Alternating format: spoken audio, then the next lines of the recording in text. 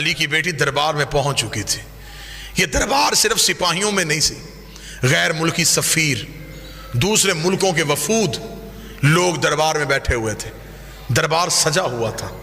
ان وفود میں، ان غیر ملکی سفیروں میں عیسائی بھی تھے، یہودی بھی تھے، مجوسی بھی تھے. انہوں نے پوچھا یزید یہ کون ہے؟ اس نے کہا محمد کی بیٹی.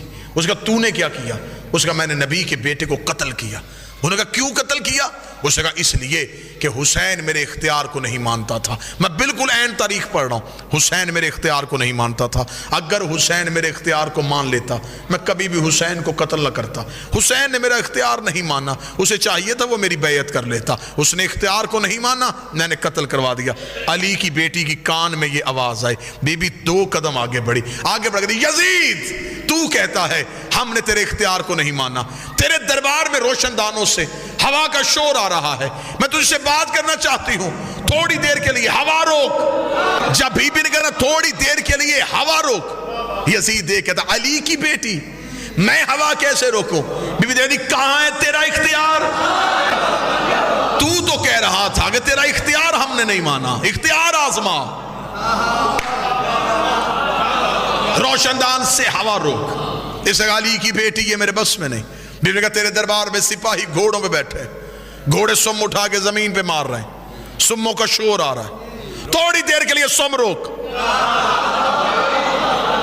اس علی کی بیٹی میرے بس میں نہیں. جملہ بی بی نے اتنا وزنی کا کھڑے بھی ہو جاؤ تو جملے کا قد بڑا ہے. بی بی دیکھا دی تیرے جانور بھی تیرے اختیار میں نہیں. تو انسانوں پہ اختیار کی بات کر رہا ہے، تیرے تو گھوڑے تیرے اختیار میں نہیں. یہ کہنے کے بعد بی بی کا تیرے دربار میں اونٹ کھڑے، اونٹ گردنوں کو ہلا رہے ہیں، گلے میں گھنٹیاں ہل رہی ہیں، گھنٹیوں کا شور آ رہا ہے. تھوڑی دیر کے لیے اونٹوں کی گردنیں روک.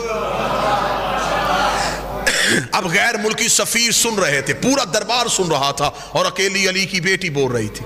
یزید کہتا کیا کہہ رہی ہے تو بنت محمد؟ کبھی کہتی ہوا روک، کبھی کہتی سم روک، کبھی کہتی اونٹوں کی گردنیں روک. یہ سب کچھ میں کیسے کروں؟ بی بی 4 قدم آگے بڑھی. دیر کا پھر ہم تجھے اپنا اختیار دکھاتے ہیں. بی کا اسکت خاموش. اتنا کہنا تھا روشن دانوں میں ہوا رک گئی. جس گھوڑے نے سم اٹھایا تھا اس نے زمین پہ رکھا نہیں. جس اونٹ کی گردن ہلی تھی اس کی واپس نہیں آئی. جس انسان کی آنکھ کھلی تھی اس کی بند نہیں ہوئی. جس کا ہاتھ اٹھا تھا اس کا نیچے نہیں آیا. جس کے نتنے سے سانس نکلی تھی دوسرے نتنے سے واپس نہیں آئی. انسانوں کے دلوں کی دھڑکنیں ان کے کانوں میں سنائی دینی شروع ہوئی. جب پورا دربار پتھر کا ہو گیا، علی کی بیٹی چلتی ہوئی یزید کے تخت کے سامنے آئی. بی بی نے ہاتھ کا اشارہ کیا، یزید کی ناپاک روح اس کے بدن میں واپس آئی. اس نے پورا دربار پتھر کا دیکھا کہ ہر چیز اپنی جگہ پہ رک چکی ہے، بھوک کا عالم ہے. یزید کے چہرے پہ موت کی زردی آئی. اس نے تخت پہ بیٹھ کر علی کی بیٹی مجھے معاف کر دے، علی کی بیٹی مجھے موت نہ دینا، علی کی بیٹی مجھے معاف کر دے. بی بی 2 قدم آگے بڑھی. بی بی نے کہا اب